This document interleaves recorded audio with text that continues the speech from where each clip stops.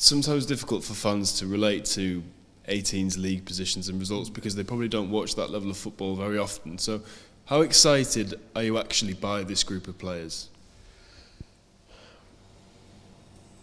We believe there might be several stars there.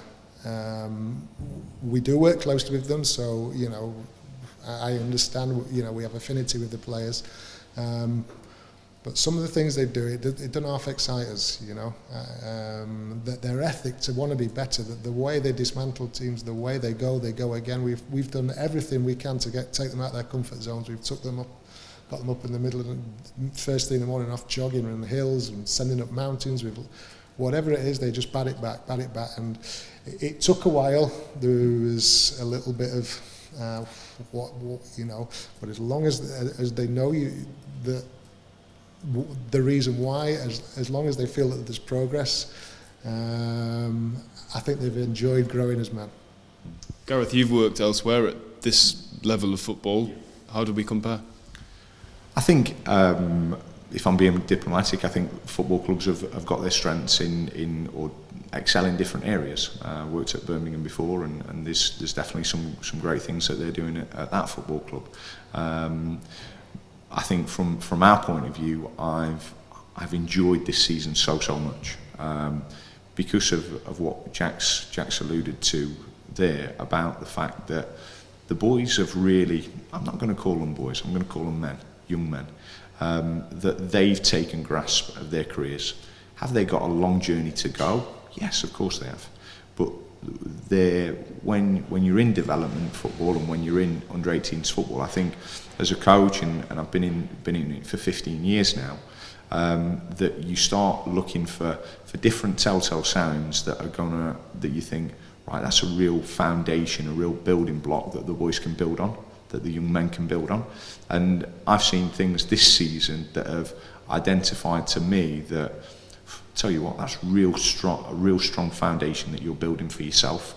And so that's the thing that's excited me personally, that have I seen that in other people who's been successful at other football clubs? Yeah, I've seen those things. And those traits are similar within successful people.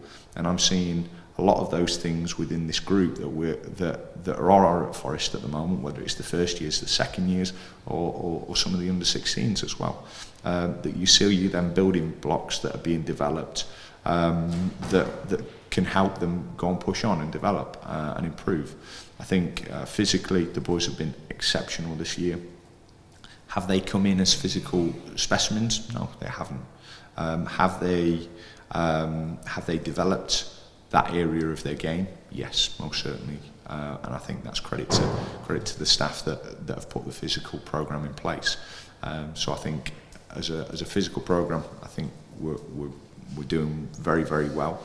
I think as an academy that tries and develops decision makers, I think we're also really pushing the boundaries.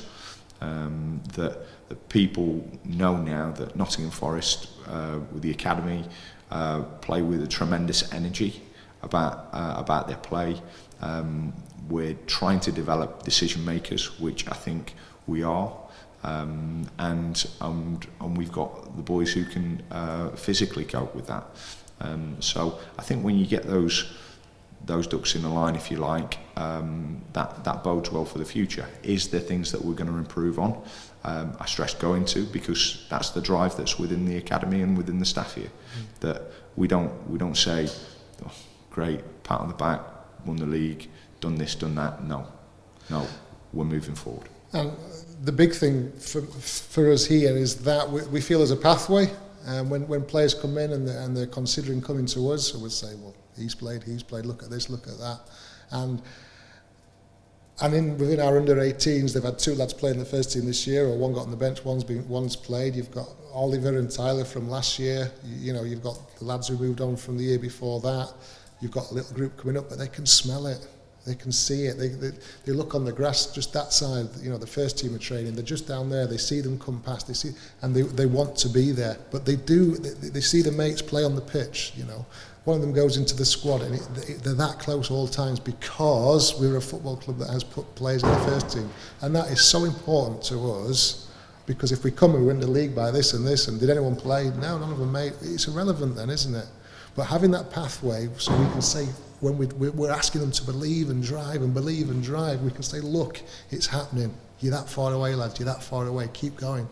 You know, without that, where we can say, look, it's happening. If it's not happening, after about 6 months, they'll go, you know what, you're leading us down the garden, whatever it is. But I think that being able to smell it and see it and believe it is vital, because mentally, once they know they can do it, they'll do what's necessary to get there. If they don't feel it's ever going to happen, then they have to kind of play tricks on their mind. There's no tricks to be played here. There's no tricks to be played. It's happening. You can do it. From a personal point of view, Jack, it's been quite a whirlwind Forest career, coaching-wise, for you so far. You came in to gain experience under a very experienced coach in Kevin McDonald. Now you've guided your team to a league title. You must be really proud of that. I've had some tremendous help. I had a wonderful apprenticeship with Kevin. He showed me the mentality and the ethic that you could go to. I had a misguided thought of academies, that it was a bit fluffy, and it made me realise it doesn't have to be, and we've certainly not been fluffy this year. So Gareth came in and he's been unbelievable. We've worked well. We fill each other's gaps on the football side. We've got Ian Bennett in terms of just the football side of things. That's been fantastic. And along that we've got the coaches underneath, and everyone pushing and wanting to be part of something. You know, everybody. We're not just coming to work to finish your day and go home. We're coming in and we're driving. We want to be successful. We love football, you know. And when you love it, it's not a job. It's not a job. You're just coming in and you're just helping players get better. It's fantastic. It's a good job you love football, because there's still 4 games left, Gareth. Starting on Saturday with the game down here at the Academy. I understand that you're really hopeful that some fans will come down and watch the game. Yeah, it'd be great. Like we said in the Youth Cup, I know we had the 3 games in the Youth Cup, and it was. I'd like to thank the fans who did come. It was an honour to play in front of them, and a real privilege for the boys to have that environment to go and develop in. I think that's on Saturday. If we could get 1 or 2 people down, supporting the boys and seeing the boys would really appreciate that. And again, it's a different challenge. It's a different setting that the boys have got to play in. Hopefully that's the setting that they're trying to get to, where there's multitude of thousands of people playing to come and watch them. So if the fans could come down on Saturday, I know they'd appreciate it, and it would give them a pat on the back, like you've just alluded to. We have got 4 games left of the league season. Then there will be into the playoffs, and we want to go and be as successful as we possibly can this season. And I know Saturday is just one of the stones that we've got to step on before we get to the playoffs. You just quickly outline the playoff system for us. Yeah, the playoff system is the way that Category 2 is organised is there's a north and the south. We're in the northern section, where there's 11 football clubs. The southern section there's 10. The 2 top clubs or the 2 top teams in those 2 sections then go and play off against each other at the end of the season. Obviously, first in the northern section playing the second in the southern section, and vice versa.